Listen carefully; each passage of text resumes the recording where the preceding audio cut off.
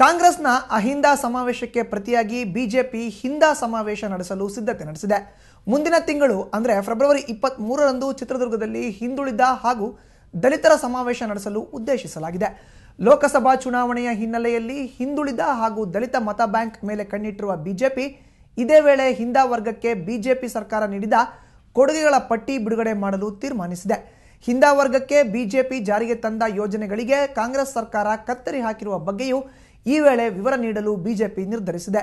ಸಮಾವೇಶದ ಜವಾಬ್ದಾರಿಯನ್ನ ಕಾರ್ಕಳ ಶಾಸಕ ಸುನೀಲ್ ಕುಮಾರ್ಗೆ ವಹಿಸಲಾಗಿದೆ. ಈ ಸಮಾವೇಶಕ್ಕೆ ಬಿಜೆಪಿ ಪ್ರಧಾನಿ ಅಭ್ಯರ್ಥಿ ನರೇಂದ್ರ ಮೋದಿ ಕೂಡ ಆಗಮಿಸಲಿದ್ದಾರೆ.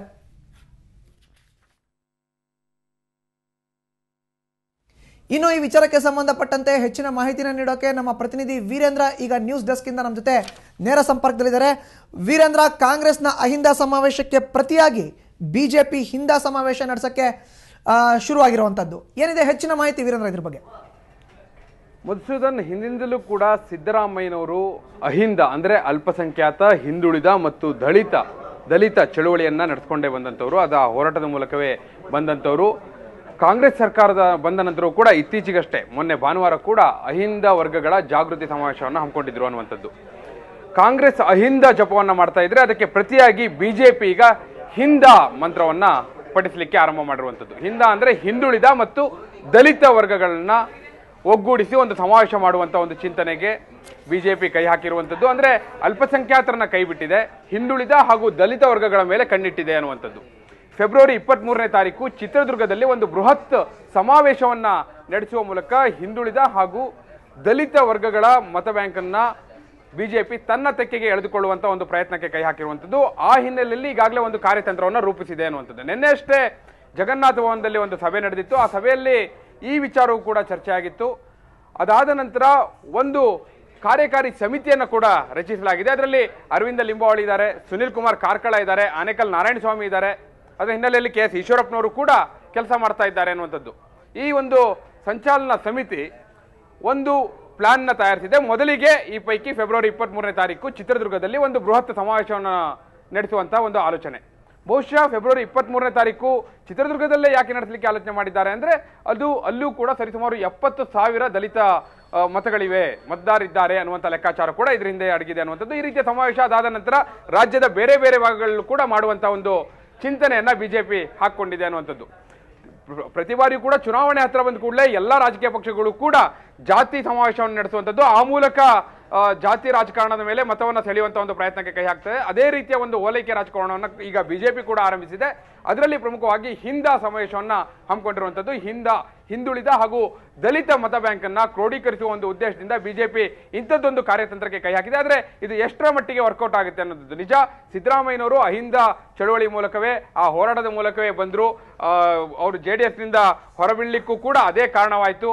ಅದಾದ ನಂತರ ಅವರು ಕಾಂಗ್ರೆಸ್ನಲ್ಲಿ ಗಟ್ಟಿಯಾಗಿ ನೆಲ ಊರಿದ ನಂತರ ಅಹಿಂದ ಸಮಾವೇಶವನ್ನ ಹೆಚ್ಚಾಗಿ ಸಂಘಟಿಸಲಿಲ್ಲ. ಆದ್ರೆ ಈಗ ಮತ್ತೆ ಮೊನ್ನೆ ಅಷ್ಟೇ ಅಹಿಂದ ಸಮಾವೇಶವನ್ನು ಸಂಘಟಿಸಿದ್ರು ಅನ್ನುವಂಥದ್ದು. ಆ ಹಿನ್ನೆಲೆಯಲ್ಲಿ ಬಹುಶಃ ಬಿಜೆಪಿ ಕೂಡ ಹಿಂದುಳಿದ ಹಾಗೂ ದಲಿತ ಮತಗಳ ಮೇಲೆ ಕಣ್ಣಿಟ್ಟು ಇಂಥದ್ದೊಂದು ಕಾರ್ಯತಂತ್ರವನ್ನು ರೂಪಿಸಿದೆ. ಅದರ ಒಂದು ಮೊದಲ ಹೆಜ್ಜೆಯಾಗಿ ಫೆಬ್ರವರಿ 23ನೇ ತಾರೀಕು ಚಿತ್ರದುರ್ಗದಲ್ಲಿ ನಡೆಯುತ್ತಿರುವಂತಹ ಸಮಾವೇಶ ಬಹುಶಃ ಬಿಜೆಪಿ ಕೂಡ ಹಿಂದುಳಿದ ಹಾಗೂ ದಲಿತ ಮತವನ್ನ ಮುಂದಿನ ಲೋಕಸಭಾ ಚುನಾವಣೆ ಹಿನ್ನೆಲೆಯಲ್ಲಿ ಹೆಚ್ಚಾಗಿ ನೆಚ್ಚಿಕೊಂಡಿದೆ ಅನ್ನುವಂಥದ್ದು ಈ ಮೂಲಕ ಸಾಕ್ಷೀಕರಿಸ್ತಾ ಇದ್ದಾರೆ.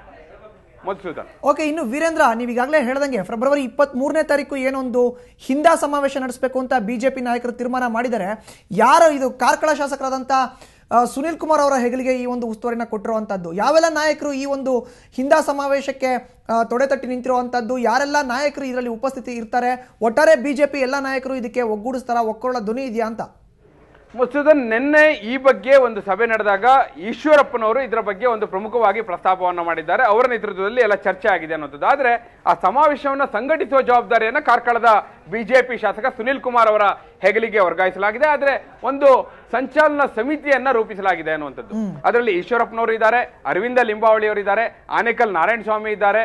ಅದರ ಜೊತೆಗೆ ಇನ್ನೂ ಹಲವರು, BJ ಪುಟ್ಟಸ್ವಾಮಿ ಅವರು, ಈ ರೀತಿ ಎಲ್ಲ ಪ್ರಮುಖರನ್ನು ಕೂಡ ಒಗ್ಗೂಡಿಸಿ ಒಂದು ಸಂಚಾಲನಾ ಸಮಿತಿಯನ್ನ ಮಾಡಿದ್ದಾರೆ. ಆ ಸಂಚಾಲನಾ ಸಮಿತಿಯ ಎಲ್ಲ ಸದಸ್ಯರು ಕೂಡ ಈ ಒಂದು ಸಮಾವೇಶಕ್ಕಾಗಿ ಈಗಲಿಂದಲೇ ಕೂಡ ಕಾರ್ಯತತ್ಪರರಾಗಿದ್ದಾರೆ ಅನ್ನುವಂಥದ್ದು. ಆದ್ರೆ ನರೇಂದ್ರ ಮೋದಿ ಅವರು ಆ ಒಂದು ಸಮಾವೇಶಕ್ಕೆ ಬರುವುದು ಈವರೆಗೂ ಕೂಡ ಖಾತ್ರಿ ಆಗಿಲ್ಲ. ಸ್ವತಃ ಈಶ್ವರಪ್ಪನವ್ರ ಜೊತೆ ಈ ಬಗ್ಗೆ ಮಾತನಾಡಿದಾಗ ನರೇಂದ್ರ ಮೋದಿ ಅವರನ್ನ ಕರೆಸುವ ಬಗ್ಗೆ ಯಾವುದೇ ಒಂದು ಅಂತಿಮ ತೀರ್ಮಾನ ಆಗಿಲ್ಲ ಅನ್ನುವಂತ ಮಾತನ್ನ ಹೇಳಿದ್ರು. ಯಾಕಂದ್ರೆ ನರೇಂದ್ರ ಮೋದಿ ಅವ್ರನ್ನ ಕರೆಸಿ ಈಗಾಗಲೇ 8 ಸಮಾವೇಶವನ್ನ ರಾಜ್ಯದಲ್ಲಿ ನಡೆಸಬೇಕು ಅಂತ ಈಗಾಗಲೇ ಬಿಜೆಪಿ ತಯಾರಿ ನಡೆಸಿದೆ. ಹೀಗಾಗಿ ಈ ಸಮಾವೇಶಕ್ಕೆ ನರೇಂದ್ರ ಮೋದಿ ಅವರನ್ನ ಕರೆಸುವ ಬಗ್ಗೆ ಯಾವುದೇ ಒಂದು ಅಂತಿಮ ತೀರ್ಮಾನ ಆಗಿಲ್ಲ. ಆದ್ರೆ ಈ ಎಲ್ಲಾ ನಾಯಕರು ಕೂಡ ಒಗ್ಗೂಡಿ ಒಂದು ಸಮಾವೇಶವನ್ನ, ಹಿಂದುಳಿದ ಹಾಗೂ ದಲಿತರ ಒಗ್ಗೂಡಿಸುವ ಒಂದು ಸಮಾವೇಶವನ್ನ ನಡೆಸ್ತಾ ಇದ್ದಾರೆ. ಆ ಮೂಲಕ ಲೋಕಸಭಾ ಚುನಾವಣೆಗೆ ಹಿಂದುಳಿದ ದಲಿತ ಮತ ಬ್ಯಾಂಕ್ ಅನ್ನ ಬಿಜೆಪಿ ತನ್ನ ತೆಕ್ಕೆಗೆ ಎಳೆದುಕೊಳ್ಳುವಂತ ಒಂದು ಪ್ರಯತ್ನಕ್ಕೆ ಕೈ ಹಾಕಿದೆ. ಆದ್ರೆ ಇದರ ಜೊತೆಗೆ ಅವರು ಅಲ್ಪಸಂಖ್ಯಾತರನ್ನ ಸಾರಾಸಗಟಾಗಿ ಕೈ ಬಿಟ್ಟಿದ್ದಾರೆ ಅನ್ನುವಂಥದ್ದು. ಅವರು ನೇರವಾಗಿಯೇ ಸಮಾವೇಶ ಅನ್ನುವ ಮೂಲಕ ನಮಗೆ ಅಲ್ಪಸಂಖ್ಯಾತರ ಅಗತ್ಯ ಇಲ್ಲ ಅನ್ನುವಂಥ ಒಂದು ಸಂದೇಶವನ್ನು ಕೂಡ ಈ ಮೂಲಕ ಕೊಡ್ಲಿಕ್ಕೆ ಹೊರಟಿದ್ದಾರೆ.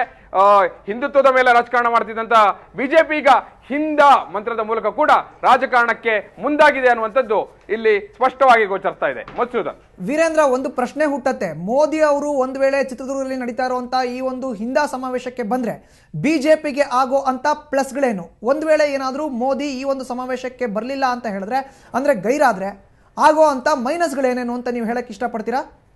ಮಧುಸೂದನ್, ಈವರೆಗೂ ಕೂಡ ಮೋದಿ ಅವರ ಆಗಮನದ ಬಗ್ಗೆ ಯಾವುದೇ ರೀತಿಯ ಅಂತಿಮ ತೀರ್ಮಾನ ಆಗಿಲ್ಲ. ಆ ಬಗ್ಗೆ ಬಿಜೆಪಿಯ ನಾಯಕರು ಈವರೆಗೂ ಕೂಡ ಮೋದಿ ಅವರನ್ನು ಕೂಡ ಸಂಪರ್ಕ ಮಾಡಿ ಯಾವುದೇ ಒಂದು ಪ್ರಯತ್ನವನ್ನು ಮಾಡಿಲ್ಲ ಅನ್ನುವಂಥದ್ದು. ಆದ್ರೆ ಒಂದಂತೂ ನಿಜ, ಮೋದಿ ಅವರು ಕೂಡ ಹಿಂದುಳಿದ ವರ್ಗಕ್ಕೆ ಸೇರಿದಂತವರು ಅನ್ನುವಂಥದ್ದು. ಹಿಂದುಳಿದ ವರ್ಗದ ಜಾತಿಯಾದಂತಹ ಗಾಣಿಗ ಜಾತಿಗೆ ಸೇರಿದಂತಹ ನರೇಂದ್ರ ಮೋದಿ ಅವರು ಅವರನ್ನ ಈಗಾಗಲೇ ಮೊನ್ನೆ ಪ್ರಹ್ಲಾದ್ ಜೋಶಿ ಅವರು ಮಾತನಾಡ್ತಾ ಹೇಳ್ತಾ ಇದ್ರು, ಸಿದ್ದರಾಮಯ್ಯನವರು ಏನ್ ಹೇಳ್ತಾ ಇದ್ರು, ಬಿಜೆಪಿ ಹಿಂದುಳಿದ ವರ್ಗದವರಿಗೆ ಹೆಚ್ಚಿನ ಒತ್ತನ್ನು ನೀಡಿಲ್ಲ ಅನ್ನುವಂಥದ್ದು. ಅದನ್ನ ಸಾರಾಸಗಟಾಗಿ ತಿರಸ್ಕರಿಸುವ ಸಂದರ್ಭದಲ್ಲಿ ಸ್ವತಃ ಪ್ರಹ್ಲಾದ್ ಜೋಶಿ ಅವರು ಹೇಳಿದ್ರು, ಬಿಜೆಪಿ ಏನು ಪ್ರಧಾನಿ ಅಭ್ಯರ್ಥಿಯನ್ನಾಗಿ ಘೋಷಣೆ ಮಾಡಿದೆ, ನರೇಂದ್ರ ಮೋದಿ ಅವರು ಹಿಂದುಳಿದ ವರ್ಗಕ್ಕೆ ಸೇರಿದಂತವರು, ಗಾಣಿಗ ಜಾತಿಗೆ ಸೇರಿದಂತವರು ಅನ್ನುವಂಥ ವಿಚಾರವನ್ನ ಪ್ರಹ್ಲಾದ್ ಜೋಶಿ ಅವರು ನೇರವಾಗಿ ಹೇಳಿದ್ರು ಅನ್ನುವಂಥದ್ದು. ಹೀಗಾಗಿ ಆ ಮೂಲಕ ನರೇಂದ್ರ ಮೋದಿ ಅವರನ್ನ ಅಲ್ಲಿಗೆ ಕರೆಸಿದ್ದೇ ಆದಲ್ಲಿ ಖಂಡಿತವಾಗಿಯೂ ಹಿಂದುಳಿದ ವರ್ಗದವರನ್ನ ಹಾಗೂ ದಲಿತರನ್ನ ಸೆಳೆಯುವಲ್ಲಿ ಬಿಜೆಪಿಗೆ ಖಂಡಿತವಾಗಿಯೂ ಒಂದು ಶಕ್ತಿಯಾಗಿ ಹೊರಹೊಮ್ಮಬಹುದು. ಆದ್ರೆ ಈವರೆಗೂ ಕೂಡ ಅಂತದ್ದು ಯಾವುದೇ ಒಂದು ತೀರ್ಮಾನ ಆಗಿಲ್ಲ ಅನ್ನೋದು. ಹಾಗಾಗಿ ಅವರು ನರೇಂದ್ರ ಮೋದಿ ಅವರನ್ನ ಕರೆಸುವ ಬಗ್ಗೆ ಯಾವುದೇ ಅಂತಿಮ ತೀರ್ಮಾನ ಆಗಿಲ್ಲ ಅನ್ನುವಂತ ಮಾತನ್ನ ಹೇಳ್ತಾ ಇದ್ದಾರೆ. ಇನ್ನುಳಿದಂತೆ ನರೇಂದ್ರ ಮೋದಿ ಅವರು ಗೈರು ಹಾಜರಾಗುವಂತ ಪ್ರಶ್ನೆಯಲ್ಲಿ ಉದ್ಭವಿಸೋದೇ ಇಲ್ಲ. ಯಾಕಂದ್ರೆ ಅವ್ರನ್ನ ಕರೆಸುವಂತಹ ಪ್ರಸ್ತಾಪವೇ ಇಲ್ಲ ಅನ್ನುವಂತ ವಿಚಾರ ಮುಂದಿರೋದ್ರಿಂದ ಆ ವಿಚಾರ ಇಲ್ಲಿ ಅಪ್ರಸ್ತುತ. ಮಧುಸೂದನ್, ಓಕೆ, ಧನ್ಯವಾದ ವೀರೇಂದ್ರ ನಿಮ್ಮೆಲ್ಲ ಮಾಹಿತಿಗೆ. ಇದು ಒಟ್ಟಾರೆ ಬಿಜೆಪಿ ಸಮಾವೇಶ ಮಾಡಲಿಕ್ಕೆ ಹೊರಟಿರೋ ಅಂತದ್ದು. ಫೆಬ್ರವರಿ 23ರಂದು ಚಿತ್ರದುರ್ಗದಲ್ಲಿ ಈ ಒಂದು ಸಮಾವೇಶ ಮಾಡಬೇಕು ಅನ್ನೋದೊಂದು ಈಗಾಗಲೇ ನಿರ್ಧಾರ ಆಗಿರುವಂತದ್ದು.